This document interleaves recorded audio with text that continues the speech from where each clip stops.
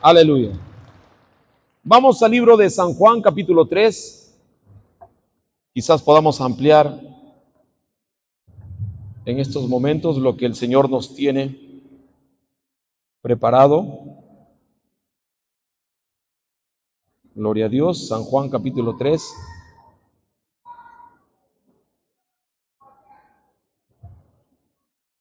Vamos a leer el versículo 16 y de ahí leemos San Juan 4:24. Amén. San Juan 3:16 y San Juan 4:24. Todos conocemos estos textos bíblicos. Creo que han sido uno de los textos que nos enseñaron en las escuelas dominicales, en las escuelas de discipulado. San Juan 3:16.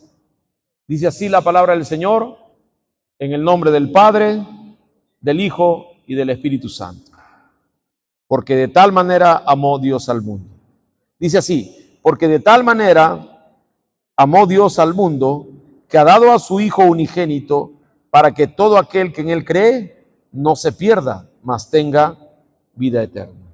San Juan 4, versículo 24. Leemos el 23 y el 24. El 23 dice: mas la hora viene, y ahora es, cuando los verdaderos adoradores adorarán al Padre en espíritu y en verdad, porque también el Padre tales adoradores busca que le adoren. Dios es espíritu, y los que le adoran en espíritu y en verdad es necesario que le adoren.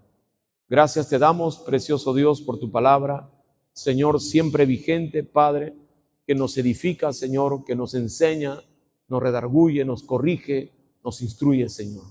Gracias, Señor. Tu palabra es luz, es lumbrera, Señor, a nuestras vidas, a nuestros caminos, Señor.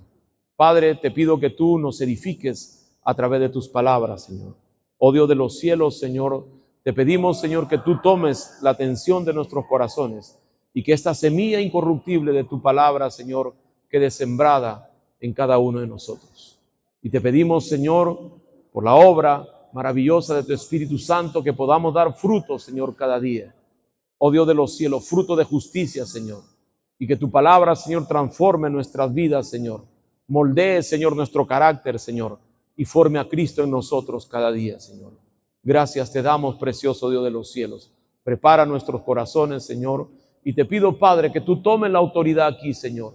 Derribamos, Señor, fortalezas, todo argumento y altivez que se levanta en contra del conocimiento de Dios.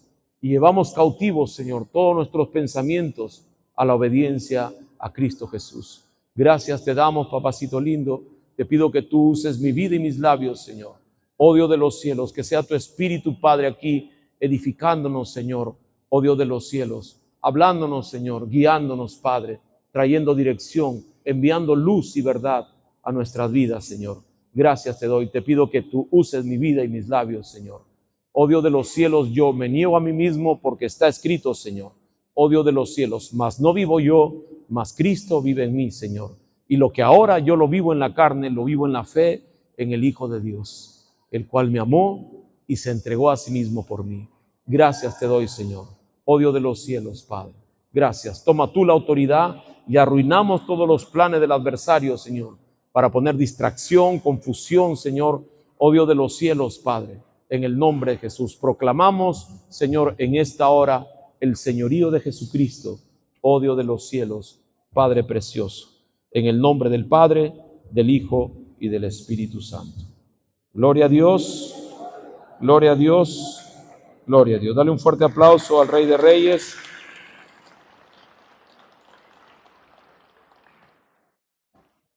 Aleluya. El libro de San Juan es el libro que se recomienda normalmente a los hermanos, que nos recomendaron a nosotros leer en los inicios, en los primeros pasos cristianos. Es el más recomendado. Cuando nos dicen, hermano, ¿y cómo leo la Biblia?, nos dicen. Y la recomendación siempre que recibimos es el libro de Juan. El libro de Juan es un libro especial. Recuerden que los evangelios son 4 evangelios: Marcos, Mateo, Marcos, Lucas y Juan. Pero Juan se diferencia de los otros evangelios Porque Juan revela la naturaleza de Dios, lo revela a la divinidad, revela la esencia de Dios, que es el amor. Mientras los otros evangelios van juntos y miran el ministerio de Jesucristo, ¿verdad? En sus obras, sus señales, sus milagros, sus enseñanzas, lo miran y van juntos mirando a la vida de Cristo y su ministerio.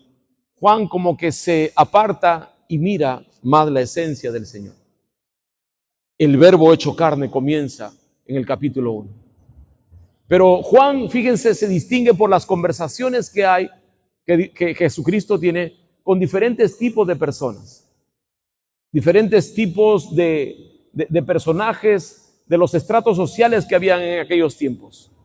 Bueno, en toda sociedad siempre la sociedad se estratifica, ¿verdad? Hay ricos, hay pobres, hay gente marginada, hay gente en extrema pobreza, hay gente de clase media, así se clasifican las sociedades. Y en aquel tiempo, pues, la sociedad también estaba estratificada. Y aquí vemos el primer contacto que tiene el Señor Jesucristo con un hombre especial, es Nicodemo. La Biblia nos revela que Nicodemo era un principal de los fariseos. Y los fariseos eran una secta, amén. Ya lamentablemente también la religión hebrea se había dividido. En los tiempos del Antiguo Testamento usted no puede ver a los hebreos divididos doctrinalmente. Usted no encuentra en la época de Elías, de Eliseo, en la época de los profetas, no encuentra fariseos, no encuentra saduceos, no encuentra divisiones. Y de a partir, fíjense ya, en el escenario donde Jesucristo entra en su ministerio, encontramos dividida doctrinalmente la religión. Hoy en día también encontramos la religión dividida. A veces a mí me preguntan, hermano, ¿tú de qué religión eres? Y claro, la perspectiva es porque la pregunta en perspectiva es de que saben de que las religiones están divididas. Ellos están esperando que le diga yo soy evangélico para entender que no soy católico, o no soy testigo de Jehová, o no soy mormón, o no soy adventista. Porque la sociedad, fíjense, el mundo ya nos ve de esa manera, con división. Pero bueno, este es el escenario en el cual Jesucristo se presenta. Y llega este hombre, un hombre docto, un hombre formado, un hombre religioso, quizás uno de los principales, sí, celoso de la ley de Moisés. Un hombre que daba cátedra en el Sanedrín, un principal entre los judíos. Y llega de noche, dice la Escritura, y tiene una conversación. Esta conversación donde Dios le revela, sí, el versículo dorado, el versículo de oro. ¿Cuántos saben que Juan 3:16 es el versículo de oro? Amén. Y le revela a él, fíjense, la esencia del mensaje, la esencia del propósito de Dios para con el hombre. La Biblia es un libro que es un tratado de la salvación del hombre. No tiene otra temática más importante que la salvación del hombre. Algunos le hacen otras preguntas a la Biblia. Yo he escuchado a algunos que preguntan, ¿y qué dice la Biblia de los ovnis? Me han preguntado alguna vez así. Y me preguntan a veces de los dinosaurios. No sé si ustedes se habrán chocado con ese tipo de preguntas, pero me han preguntado así. La Biblia no tiene ese propósito de explicar muchas cosas, pero sí tiene la especialidad de tratar la salvación del hombre. En eso sí se especializa la Biblia. Entonces, fíjense, hay una conversación y el Señor lo confronta todo su conocimiento, confronta toda su bagaje religioso. Y como que Nicodemo se acerca al Señor Jesucristo, escúchame bien acá, y le pide, dame la fórmula para yo poder entrar al cielo. Dame la clave, no quiero mucha teología, no quiero mucha doctrina, ¿sí? No quiero mucha enseñanza, mucha exégesis y más allá de los términos teológicos que pueda haber, porque él era un teólogo también. Dime la fórmula para yo poder entrar al cielo. Y el Señor Jesucristo confronta todo su sistema de pensamiento y le dice, tienes que nacer de nuevo. Tienes que nacer de nuevo. Quizás Nicodemo pensaba que le iba a enseñar quizás otras doctrinas, de repente un poco más profundas, o quizás mejorar de alguna manera su conducta, pero el Señor le dijo, tienes que nacer de nuevo. Y aquí fíjense, las conversaciones que tenía el Señor Jesucristo con las personas, estaba derribando todo su pensamiento natural. Porque claro, el hombre cuando nace es un ser natural, pero Dios nos ha diseñado, fíjense, en ambas dimensiones. Nos ha diseñado para para interactuar con lo natural y también interactuar con lo espiritual. Lamentablemente en el huerto del Edén se pierde esa interacción con lo espiritual y el hombre se naturaliza, queda atrapado por la naturalidad y queda atrapado solamente por los sentidos y pierde toda relación con lo espiritual, con lo que no se ve. Jesucristo vino a restaurar, ¿sí?, esa conexión nuevamente que perdió el hombre con Dios, con el Dios Espíritu. Y comienza a derribarle todo pensamiento natural y le dice, tienes que nacer de nuevo. No tienes que mejorar tu conducta, no tienes que aprender otros principios. El principio de nacimiento espiritual. Y claro, para una mente natural puede tener mucho conocimiento, puede tener mucho razonamiento, puede tener mucha información, mucha religión, pero no puede entender las cosas espirituales. ¿Y qué le dice? Tengo que nacer de nuevo. Tengo que entrar al vientre de mi madre y nuevamente nacer de nuevo. Cuando el Señor Jesucristo le estaba hablando, amén, de manera espiritual. Porque las palabras del Señor son espíritu y son vida. Las palabras del Señor son espíritu y son vida. Y el Señor como que lo exhorta, como tú siendo maestro de Israel, no entiende lo que es nacer del espíritu. Y le está hablando de un nacimiento espiritual. Y el hombre, fíjense, nace muerto espiritualmente, nosotros lo sabemos. Solamente nace alma y cuerpo, el espíritu muerto. Es como un foco apagado o una vela que no está prendida. O un cable de energía que no pasa energía, nada más. Así nacemos, sin vida espiritual. Vivos físicamente, pero muertos espiritualmente. Y tenemos que nacer de nuevo. Tenemos que nacer de nuevo. No es un conjunto de normas que tenemos que aplicar para entrar al cielo, no. Es el nuevo nacimiento. ¿Y cómo nacemos de nuevo? Bajo el arrepentimiento sincero y genuino, ¿verdad? Y reconociendo a Cristo como nuestro Salvador. Y le habla, amén, de la doctrina de las doctrinas del amor de Dios. Cristo nos ama. Y la mayor evidencia del amor de Cristo por nosotros es la cruz del Calvario. El sacrificio, los azotes, los escupitajos, las bofetadas, las burlas, las mentiras, los desprecios. Que Él cargó, la vergüenza que Él carga para que nosotros, amén, tengamos la vida eterna. Ese es el amor expresado de Dios. Dios te ama, hermano precioso. Si hay alguna cosa que tenemos que entender, es que Dios nos ama. Y si Él nos ha entregado a su Hijo unigénito, ¿verdad?, para nuestra salvación, ¿cómo no nos dará las cosas que le pidamos?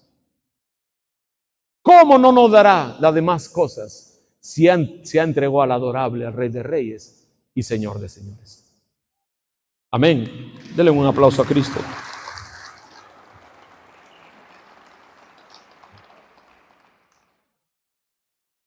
Pero hay gente que pone en tela de juicio el amor de Dios. Sí, he escuchado, pero si Dios es amor, ¿por qué permite tanta delincuencia? ¿Por qué permite tantas guerras? ¿Por qué permite tantos flagelos, tantas enfermedades, pandemias? ¿Por qué permite esto, Dios? ¿Por qué? Si fuera Dios, Él tuviera que intervenir, ¿verdad? Y dar solución a todos los problemas. El problema no es el dueño de la parcela. El problema es quién arrienda la parcela y cómo la administra. Porque Dios nos ha entregado esta tierra para administrarla. Nosotros somos administradores de todos los dones que Dios nos da. Y si lo administra correctamente, pues le va a ir bien. Esa parcela va a producir bien.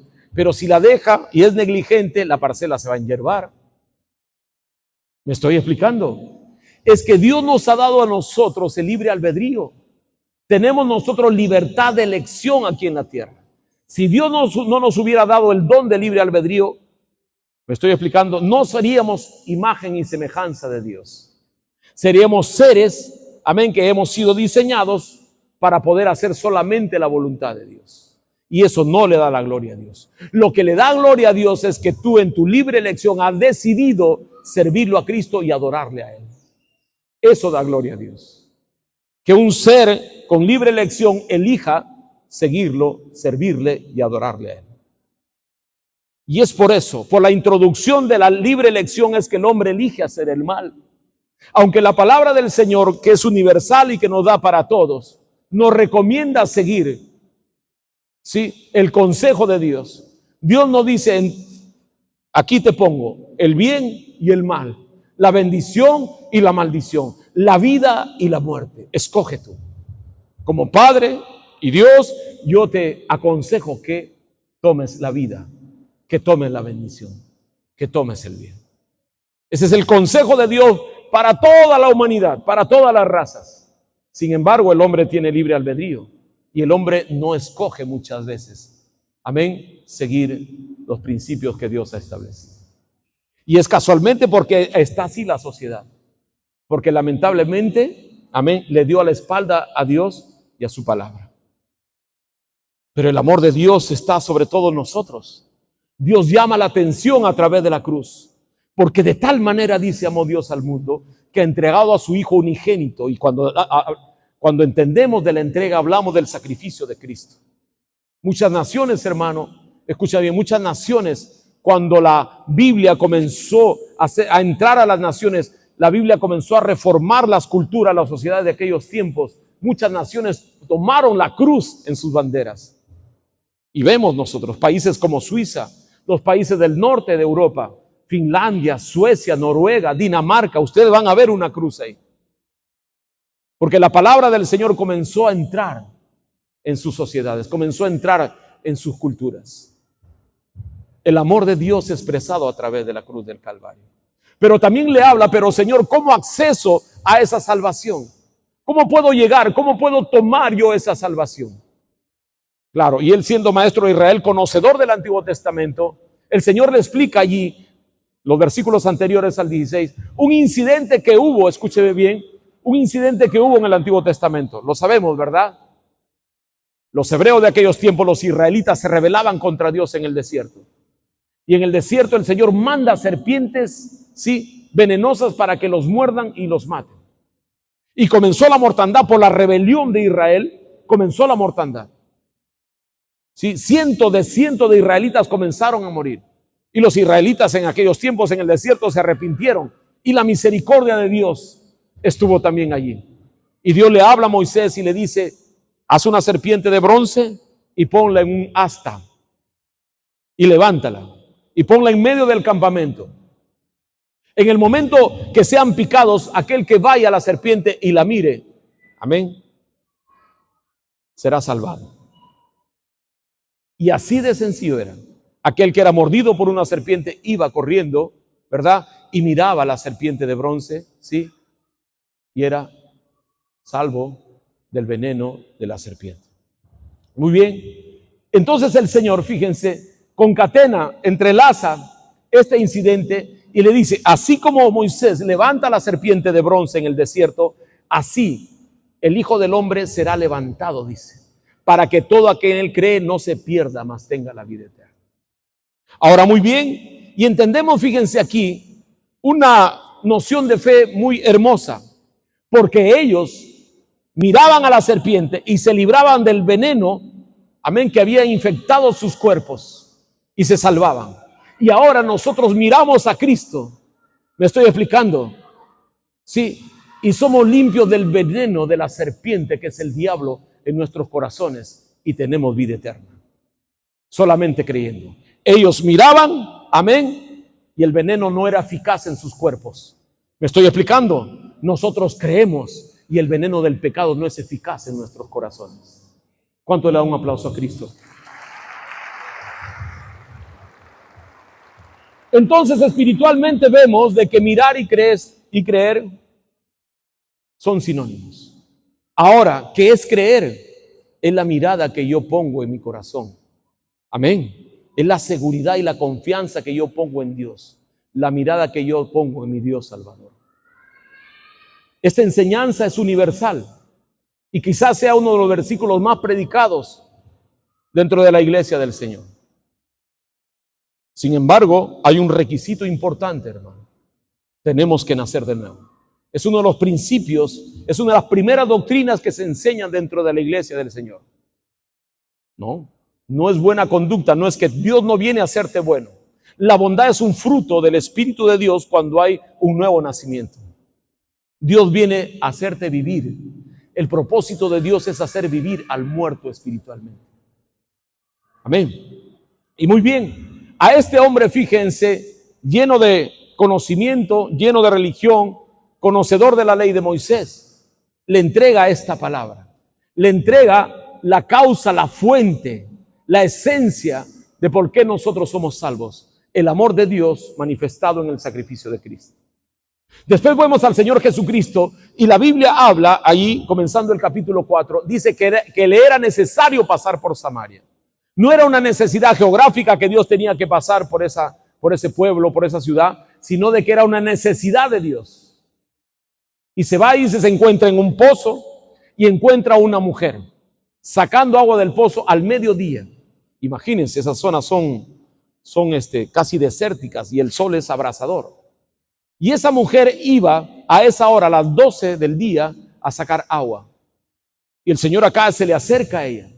Cuando Él se le acerca a la samaritana, los discípulos se quedaron maravillados, sorprendidos de que Él conversara con una mujer. ¿Por qué? Porque en aquellos tiempos no se podía conversar con una mujer públicamente. No se podía conversar. Menos una samaritana. Entonces el Señor rompe, fíjense, esas estructuras, muchas veces formas de pensamiento, ¿sí? se enquistan en nuestros corazones y se generan fortalezas en nuestra manera de pensar. Y se le acerca a ella y ella estaba sacando agua nuevamente, derribando siempre las estructuras de pensamiento naturales que tenemos. Las estructuras de pensamiento que hemos normalizado en nuestro día a día. El Señor nos habla a nosotros y dice que renovemos siempre nuestra manera de pensar a la palabra del Señor. No os conforméis a este siglo. Y cuando nos dice no os conforméis a este siglo, nos está diciendo no te adaptes a las estructuras de este mundo, a las culturas y a las tradiciones de las cuales te rodean. No tienes que adaptarte. Al contrario, tienes que rechazarlas, tienes que poner los límites. Más bien renueva tu manera de pensar conforme a la palabra del Señor, para que comprobéis cuál sea la buena voluntad de Dios, agradable y perfecta. Cuando somos renovados por el Espíritu, por la palabra cada día, podemos ver cada día también la belleza de la presencia del Señor y el disfrutar de su Espíritu Santo. Cuando somos renovados. Por eso el Señor busca siempre la renovación. Muy bien. Y ella está sacando agua. Y él le dice, bueno, ¿sabes qué? Yo tengo un agua que te puede calmar la sed. Nuevamente el Señor le está hablando espiritualmente, porque las palabras de Cristo son espíritu y son vida. Y tenemos que entenderlo así. Entonces le está hablando, yo tengo un agua. Amén. Entonces ella piensa naturalmente, Señor, dame de esa agua para evitarme todo el trabajo de venir todos los días. ¿Me estoy explicando acá? Entonces dame de esa agua, Señor, me vas a evitar todos los días que yo venga acá a sacar agua. Pero no estaba entendiendo que le estaba hablando del Espíritu Santo. Y el Señor la confronta y le revela su pasado. La mujer samaritana era el otro estrato social, mientras acá estaba en la cúspide, ¿verdad? Hay una pirámide siempre que hacen, ¿verdad? En las sociedades, y acá estaba en la cúspide un hombre de renombre, ¿sí? Un principal, un maestro de Israel, y aquí estaba la vergüenza, el rechazo y la segregación de la sociedad. Una mujer que había tenido 5 maridos y el que con estaba en ese tiempo eran 6. 6. Hermano precioso, déjame decirte que si no tenemos acá de repente a alguien conocido en nuestro barrio, alguien así, es un escándalo. Es una vergüenza quizás. Pero claro, ese es de la óptica de repente de alguien que mira, sí, desde el perímetro. Sin embargo, podemos ver que quizás esta mujer haya ido buscando siempre una aceptación de alguien. Esta mujer haya buscado siempre tener un hogar como todo ser humano, ¿verdad? Que busca tener una familia, un hogar, pero no le fue tan bien. Sin embargo, el Señor fue a esta mujer. Fue a esta mujer. Y esta mujer necesitaba de algo. Necesitaba de alguien. Y el Señor le revela, Señor, parece que tú eres profeta. Porque se está escrito también de que el Mesías cuando venga nos dirá todas las cosas, sabrá todas las cosas. Y el Señor se le presenta y le dice, aquí está delante. Y se queda sorprendida. ¿Me estoy explicando? una mujer sedienta de algo, una mujer quizás rechazada, herida emocionalmente, 6 compromisos, una mujer quizás hasta que podría generar vergüenza establecer una amistad con ella. Y el Señor Jesucristo se va a esta mujer. A esta mujer le da el propósito, amén, por el cual nosotros nacemos de nuevo. A esta mujer ella le da la esencia de nuestro caminar cristiano, la esencia por el cual hemos sido creados. Tú y yo hemos sido creados para adorarlo a Dios aquí en la tierra y eternamente. ¿Me estoy explicando? Hemos sido creados para adorarlo. Y la mujer se impacta y sale a predicar y va a Samaria y comienza a predicarles.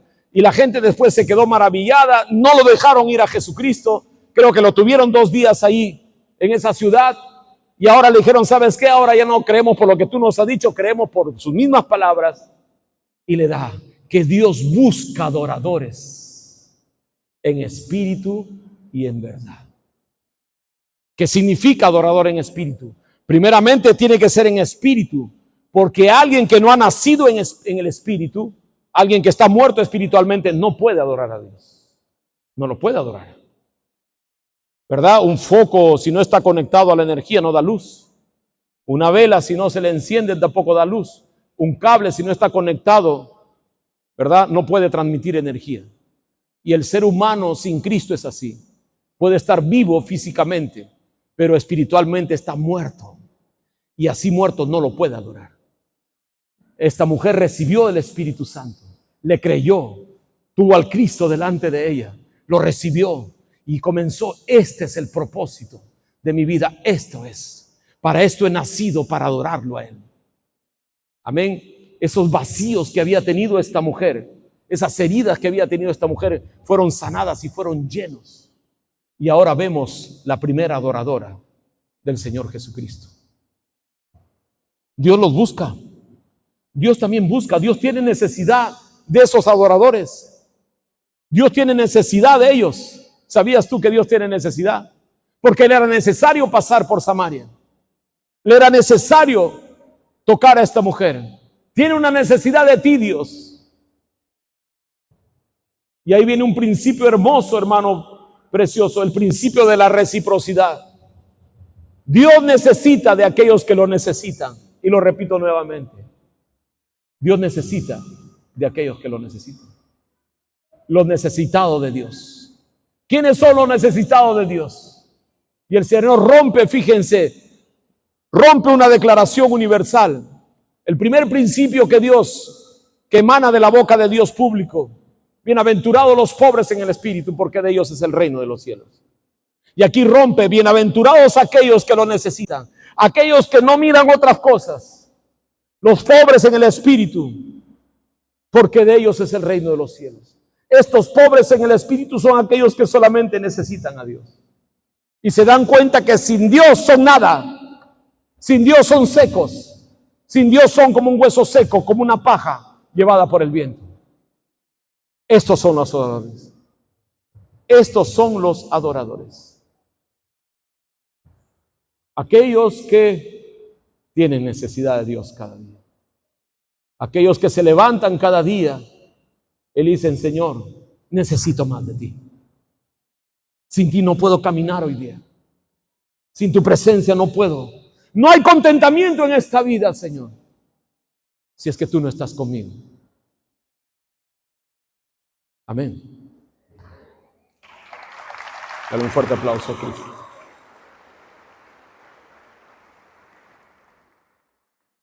Y vemos cómo el Señor va tocando los diferentes estratos, las diferentes niveles y capas que hay en una sociedad. Pero todos necesitan de Dios. El intelectual necesita nacer de nuevo. El rechazado necesita de Dios. Todos necesitan la salvación. Nos vamos al siguiente capítulo, al capítulo 5, y encontramos al Señor, ¿sí?, en otro escenario diferente. Y encuentra a un hombre, a un paralítico. Y este paralítico, fíjense, estaba 38 años esperando. La escritura habla que había un estanque y cuando venía un ángel y se movía y las aguas se agitaban, todos corrían y el primero que llegaba a tocar las aguas era sanado. Pero este era paralítico y todos le ganaban. Y esta es una demostración, hermano, que si Dios no interviene en tu vida, como siempre hablamos en la célula, estás frito pescadito. La salvación proviene de Dios. Para que tú estés aquí y yo también, Dios ha tenido que tocar una fibra de tu corazón, alguna cuerda de tus pensamientos, alguna cuerda de tu corazón, Dios te ha tenido que tocar. Dios es el primero que toca, amén, para que tú vengas a Él. ¿Sabes por qué? Porque Dios te ama. Porque Dios te ama. Yo no sé cuánto tiempo tú y yo hemos estado con un corazón duro delante de Él. Pero cuando Dios comenzó su trabajo del llamado con mi persona, Dios estuvo 2 años tratando con este duro corazón. 2 años. Claro, ahora podemos ver porque podemos discernir espiritualmente. 2 años, amén, quebrantando un corazón duro y difícil. Y creo que Dios está haciendo en estos tiempos que nuestras oraciones están llegando a nuestros familiares. Hay familiares que no conocen a Dios. Hay personas, hay seres queridos que no conocen a Dios. Hay jóvenes, hay hogares que se están destruyendo, por los cuales estamos orando, que no conocen a Dios. Y yo estoy totalmente convencido que el Espíritu Santo está tocando sus corazones. Está hablando a sus mentes, está hablando. Sin embargo, la dureza del corazón y la ceguera espiritual, amén, no permiten la acción de Dios. Por eso que muchas veces Dios tiene que tratar con nosotros y permitir cosas dramáticas y duras y difíciles. Yo creo que el 70, el 80% de lo que estamos en la iglesia hemos sido tratados por Dios, amén, en el, ¿cómo le llamamos? En el quebrantamiento, en la demolición. Claro, porque hemos puesto siempre la esperanza, la confianza, sí, en las capacidades naturales y en las cosas naturales que nos rodean. Y la salvación, escúcheme bien, la salvación muchas veces comporta que Dios derribe todas esas confianzas que tú tienes en las cosas naturales, en las personas, en las habilidades, en el dinero, no sé, en la medicina. Dios va a derribar esa confianza para que tú te vayas como David y le digas: alzaré mis ojos a los montes, ¿de dónde vendrá mi socorro? Y cuando llega Dios a tu corazón, le dice: mi socorro viene de Jehová, que hizo los cielos y la tierra. Da un aplauso a Cristo.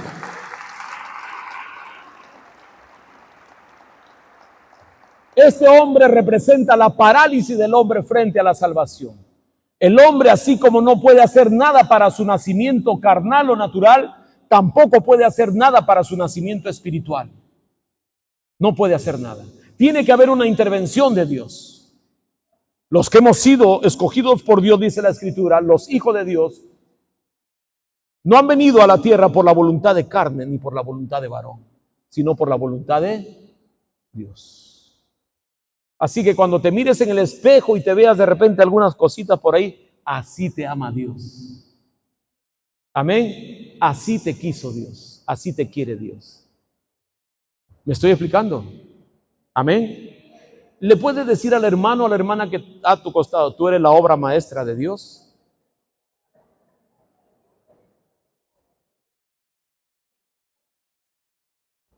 Así nos ama Dios. Y el Señor intervino en este paralítico. 38 años. 38 años esperando él su sanidad. Y nuevamente rompe, fíjense, la estructura de pensamiento de este varón.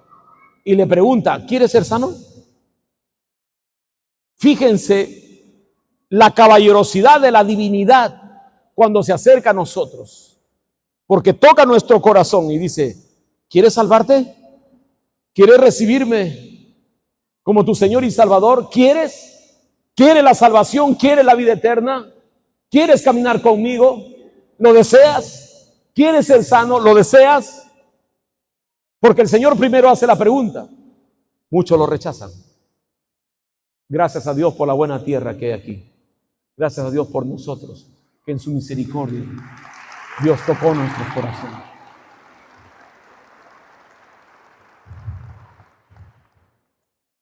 Y le habla. Le dijo, Señor, mira, y le cuenta la historia. Y le dijo, ¿sabes qué? Levántate, toma tu lecho y anda. Y este paralítico se levantó.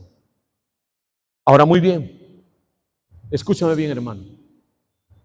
¿Cuántas situaciones, quizás enfermedades hemos tenido nosotros?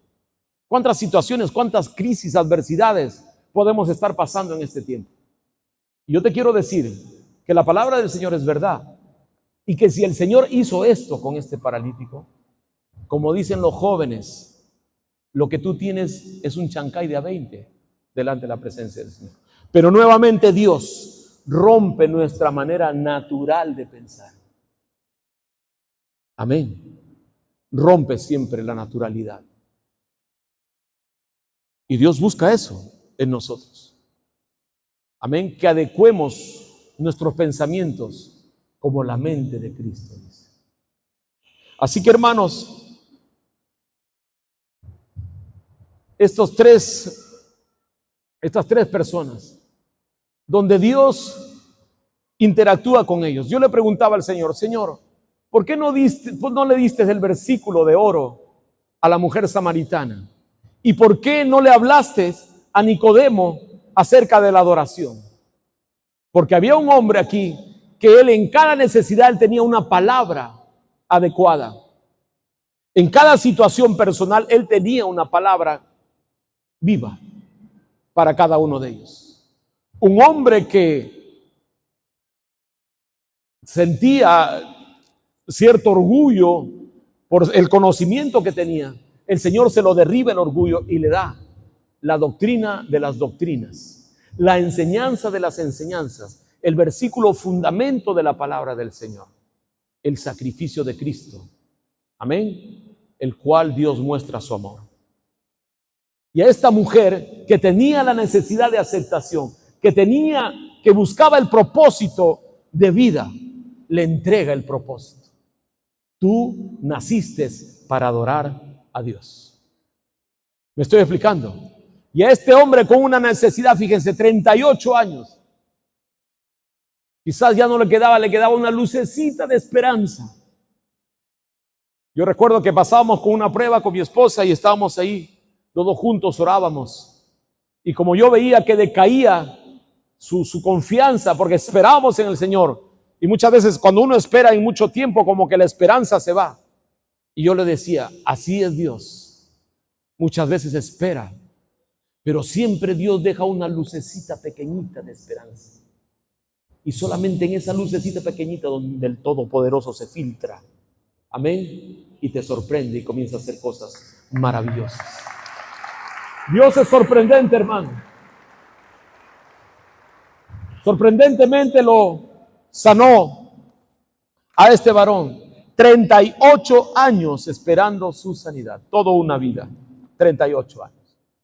Y el Señor le da la sanidad. Después vemos un conflicto que hubo religioso. Porque casualmente lo sanó el sábado. Y los judíos se molestaban porque él rompía la ley de Moisés al sanar los sábados. Y normalmente el Señor hacía estas obras maravillosas los días sábados. Ustedes lo van a encontrar ahí. Y los judíos, porque él rompía su ley, lo querían matar. O sea, ellos querían corregir la ley. Me estoy explicando. Ellos corregían la ley, transgrediendo la ley. La ley decía también no matarás. Amén, pero al final lo mataron, transgredieron la ley de Moisés.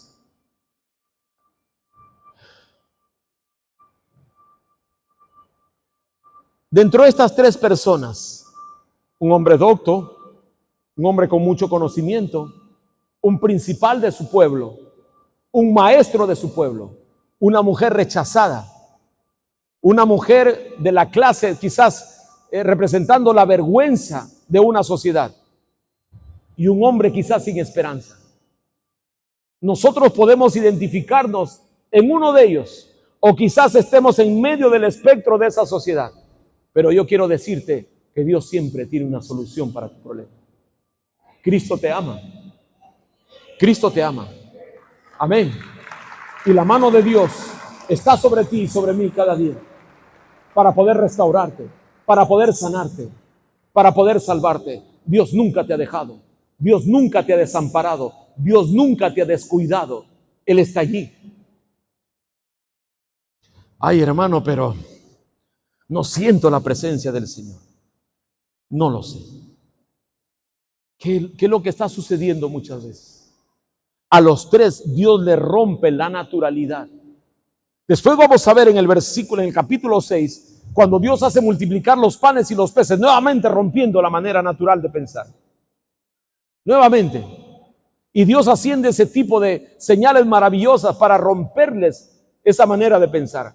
Y eso es lo que busca Dios de nosotros, hermano. Cuando nuestros pensamientos se están alineando a Dios y a su palabra. Por eso que es importante, hermano, que nosotros nos llenemos de la palabra del Señor.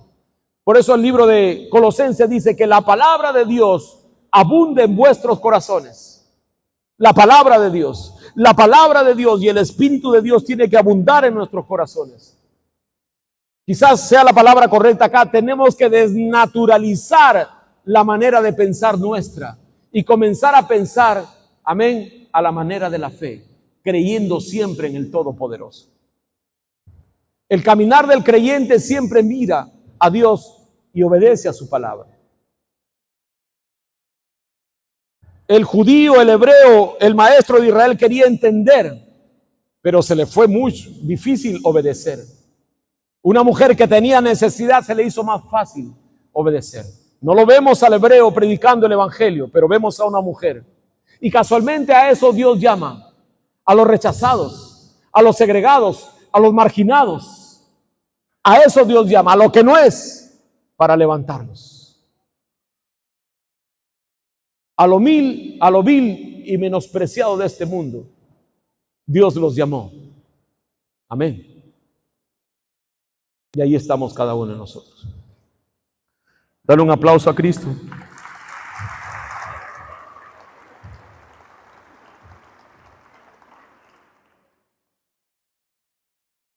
Para concluir, hermano, nosotros hemos nacido de nuevo. Somos nuevas criaturas en Cristo Jesús. Pero tenemos nosotros que crecer en el Señor. Y crecemos en el Señor, uno, por la palabra del Señor. La palabra del Señor en mi vida, esta palabra tiene que ser guardada en nuestros corazones. Y no solamente guardada, sino ponerla por obra. Escúchame bien aquí, hermano. Esta palabra tiene que hacerse conducta en ti. Tiene que hacerse carácter en ti. Si no es así, hermano precioso, tú puedes crecer en el conocimiento, pero no creces en formación. Quizás algunos hermanos por ahí puedan tener mucho conocimiento de la palabra, pero poco carácter de Cristo. Puedan conocer muchos versículos de la Biblia, pero tienen poco fruto del Espíritu. No sé si me estoy explicando. La palabra del Señor tiene ese propósito de transformar tu vida a la imagen y semejanza de Cristo a través del conocimiento de Dios. Esas dos cosas tienen que fluir, espíritu y palabra. Espíritu, ser lleno del Espíritu. Palabra, ser lleno de la palabra.